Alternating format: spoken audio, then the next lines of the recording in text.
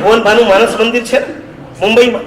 વિહાર કરીને હું ભિવંડી આવતો હતો ને રસ્તામાં એક ગામ છે, ત્યાં સાંજના સમયે અમે સુવા માટે સ્કૂલમાં ઉતર્યા. બાજુમાં એક દુકાન, સ્કૂલથી બાજુમાં દુકાન સાંજના 9 વાગે ખુલ્લી. અને અમે માતૃ પઠવવા માટે બહાર આવ્યા. નાનો છોકરો બહાર આવીને મને કે મથણ વંદાવી, અને હું ચમક્યો. મહારાષ્ટ્રીયન દુકાન અને છોકરો કે મથણ વંદાવી.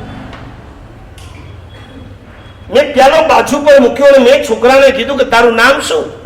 છોકરાએ નામ કીધું. મેં કીધું નૌકાર આવડે? જેને મથેર મંદામી આવડે એને નૌકાર ના આવડે? અને લિટરલી એને શરૂ કર્યું નમો હરિહંતાણમ નમો સીતાણમ. અને મેં કીધું આ કદાચ જૈનની દુકાન હોવી જોઈએ. એટલે હું આગળ પૂછવા જાઉં ત્યાં અંદરથી બેન બહાર આવ્યા. મરાઠીમાં મેં એમની સાથે વાત કરી, બેન તમે જૈન? અને એ વખતે બેનની આંખમાં આંસુ આવ્યા. મને કે મારા સાહેબ હું જૈન છું, મારો મિસ્ટર અજૈન છે, મહારાષ્ટ્રીયન છે.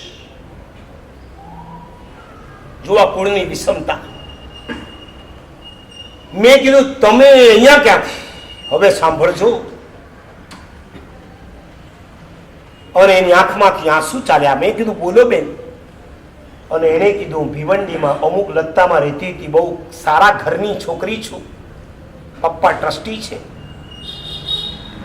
અમારી બિલ્ડિંગની અંદર જે માણસ સફાઈ કરવા આવતો હતો એની સાથે મારે લવ થઈ ગયો. મા બાપને પૂછ્યા વગર ભાગીને મેં લગ્ન કર્યા. અને જે દિવસે મા બાપને ખબર પડી તે દિવસે મા બાપે કહી દીધું આજથી આ ઘર તારા માટે બંધ. મારા સાહેબ હજી તમને કહું છું, આપ ભિવંડી જાઓ, મારા ઘરે જજો, મારા મા બાપને સમજાવજો.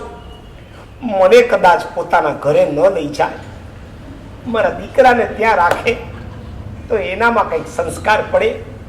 અહીંયા આવ્યા પછી તો કંદમૂળ પણ ખાવાનું છે. હજી નોનવેજ એને નથી ચખાડ્યું. એ ઘરે હતી ત્યારે પર્યુષણના નહીં, પર્વના નહીં, તિથિના દિવસોમાં પણ કોથમીરને ટચ નતા કરતા. અહીંયા 12 માસ કંદમૂળ ખાવાના.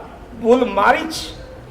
મારી ભૂલના પાપે મારા સંતાનને સજા ના ભોગવવી પડે માટે કહું છું મારા સાહેબ, મારા મા બાપને સમજાવીને મારા દીકરાને ત્યાં બોલાવી લો. કમસે કમ એનામાં તો સંસ્કાર પડે. નવરાત્રિના પાપે આવા જ કોઈ પગલા અંજાણતામાં તમારી દીકરી દ્વારા લેવાતા હોય અને મા બાપ ના પાડે તો હવે તો રસ્તા જાણે ખુલ્લા થઈ ગયા છે. તમે નહીં આપો તો અમને ભાગીને પણ લગ્ન કરતા આવડે છે. બંધ કરો. શાસ્ત્રકારોએ કેટલી મહેનત કરીને તમારા માટે આ 5 વાત ગોઠવી છે. કુળની સમાનતા જો, સમાન કુળ. તમે જૈન કુળમાં જન્મ્યા છો, તમારે જૈન કુળમાં જ જવાનું. સમાન શીલ. તમારા ઘરમાં જેવા આચાર પડાતા હોય એવા આચાર જેના ઘરમાં પડાતા. જરૂરી નથી, નોટ નેસેસરી કે તમે કંદમૂળ નથી ખાતા એટલે સામેનો જૈન ન જ ખાય એવું નથી. આજકાલ તો જૈનો પણ કંદમૂળ ખાતા થઈ ગયા. પણ એ મા બાપોને કહું છું કે તમારી દીકરીને જયારે આપવાના હો તો કમસે કમ તમારા ઘરમાં જો ના ચખાડ્યું હોય ને તો એના ઘરમાં પણ ન ચખાતું હોય, ન જ ખવાતું હોય તો જ તમારી દીકરીને મોકલજો. નહીં તો રોજના ઝઘડા, રોજના ઝઘડા. શીલની એટલે શીલ એટલે આચાર. ભાષાની સમાનતા ઓટોમેટિક સીધી વાત છે ને. તમે જે ભાષા બોલતા હો એ જ ભાષા જ્યાં બોલાતી હોય ત્યાં જવું જોઈએ. કોઈ સાઉથ ઇન્ડિયનની અંદર તમે ચાલ્યા જાઓ અને પછી અથવા સાઉથ ઇન્ડિયનને તમારા ઘરે લઈ આવો. હવે એ તમારી સાથે ભલે હિન્દીમાં બોલતી હોય પણ એના મા બાપ આવે ત્યારે આંડું ગુંડું નારું ગુંડું કર્યા કરે એટલે તમને તો એમ જ લાગે ને કે મારી જ કંઈ વાગતી લાગે છે અને હંમેશા ડાઉટ જ એના ઉપર જ કરવાના હોય. ભાષાની સમાનતા, વયની સમાનતા. વય 20-24 એ કંઈક બેલેન્સ કહેવાય, પણ 20 અને 44 આ ઇમ્બેલેન્સ છે. તમે જુઓ આ બધા આજકાલના હીરો હિરોઈનના કોઈ ઠેકાણા છે ખરા?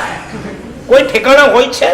કરીના કપૂર કોને પરણે? 2 વખત જે પરણેલો હોય એને પરણે. અને ઓનો 48-49 નો થયો.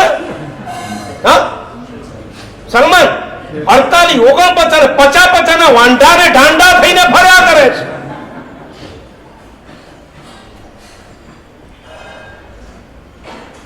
વયની સમાનતા જોઈએ. ભાષાની સમાનતા જોઈએ. અને નંબર 5, ધનની પણ સમાનતા જોઈએ. તમે કરોડપતિ છો, મહેરબાની કરીને તમારા ઘરમાં કોઈ અબજોપતિની દીકરીને નહીં લાવો. અબજોપતિની દીકરી પોતાની જાતને શહેનશાહની દીકરી ગણતી હોય અને તમારા કરોડને રોડપતિ જેવી ગણતી હોય. એ કહી દે છે શું તમારી પાસે? મારા બાપના ઘરે આવો તો ખબર પડે મારા ઘરે શું છે. તમારા ઘરે તો કઈ હતું નહીં, અમે લઈ આવ્યા. એટલે લખપતિના ઘરે લખપતિને આપો, કરોડપતિના ઘરે જ કરોડપતિને અપાય, અબજોપતિને ત્યાં અબજોપતિને અપાય.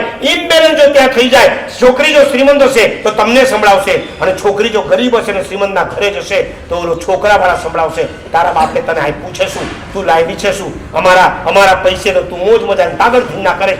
રામ જાણે અહીંથી કેટલું જ તારા પિયરમાં સરકાવી દીધું હશે. કેટલા બ્લેમ, કેટલા આક્ષેપ, કેટલા આરોપો થતા હોય. પરમાત્માએ આવી 5 સમાનતા આપણને કીધી છે.